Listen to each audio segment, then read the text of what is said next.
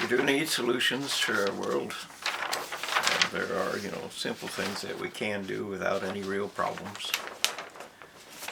This is a dam, and this is about salmon, fish. So this is a dam. This is a river that feeds the dam, which small fry come down. And they follow the current. So if we put a tube in the lake that runs up to the floodgate of the dam, we can put behind one floodgate an outlet, open the floodgate a little bit, and we're going to enclose the other part, and the water just goes through the tube that we used. So small fry are going to go down, they're going to follow the water, and once they're in the tube they can't get out, and they're going to go right through the dam with very little water actually being removed from the dam itself or from the lake, because we can close it after we, this is just a plate in front of the door. You open the door a little bit and only the tube is leaking water, and they go out. So you put a little dam or whatever that you need to where the river is, so that all the small fry go through here, and they're out and safe and past the problems of generating power. Very simple solution. Very effective. It will work fine.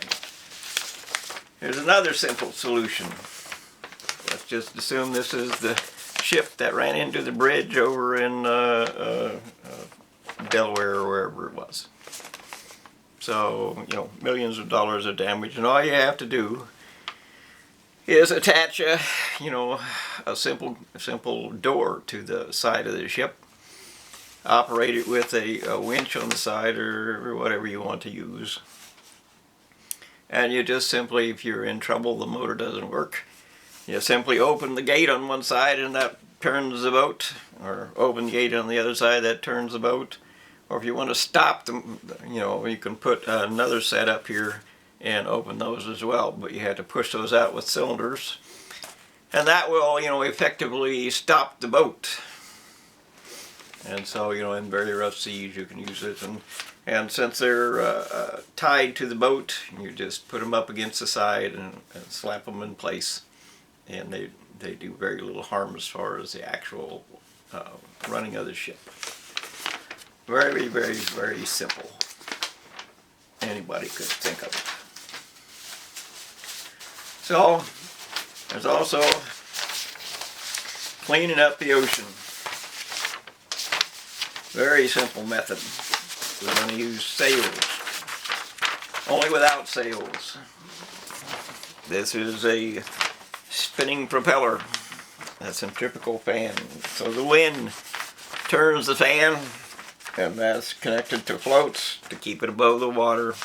And there's a propeller down here that takes the wind and turns the propeller and moves the equipment. And of course we're towing what we want to pull behind this method of running a machine. So once we have that in place, now we can go out to the pollution, and by using this wind-driven propeller, we can tow a bag that will separate the plastic from the water. And since it's only going to go relatively slow, we can make escape hatches for turtles and things that would otherwise be trapped in here. You can create things that are going to do that. You can run it with GPS and drive, and you'll let it drive itself to wherever you want to collect it and pull it out with. And of course, that's just the basics of it. This is a more detailed kind of a map. Here's the impeller. This is the fan that's running. We have a platform with the floats. We have a transmission if we need one, and a propeller down here, impeller, whatever you want to call it. This allows things to go in and out, living things to swim in and out. So that's all there is to it. Very simple. It's not a problem. It's not expensive.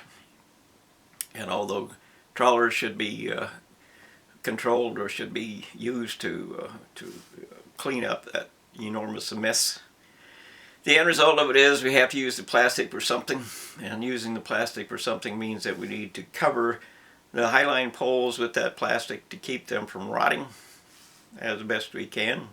We can, cover fence posts with that, keep them from rotting, cover railroad ties to keep them from rotting, whatever it is that we can use the material that would be available for a purpose that suits us. And that includes insulation, the plastic bags that you find at the grocery store. Put a bag inside a bag inside a bag. That takes up space, that creates loft in the bag, that creates air, dead air, and that creates insulation for a building or whatever. It also creates a mattress for people who are particularly laying on the street. If they're homeless, they can create a mattress out of that, a light, simple mattress that you enclose in a tarp or something so that it stays relatively dry and you can tow it around or whatever. You can create an awful lot of mattresses out of the plastic that would be collected, and it doesn't matter what kind it is. You can just throw them all in the bag, and that creates insulation. And of course, you need to replant millions and millions and millions of trees and everything else. That's all.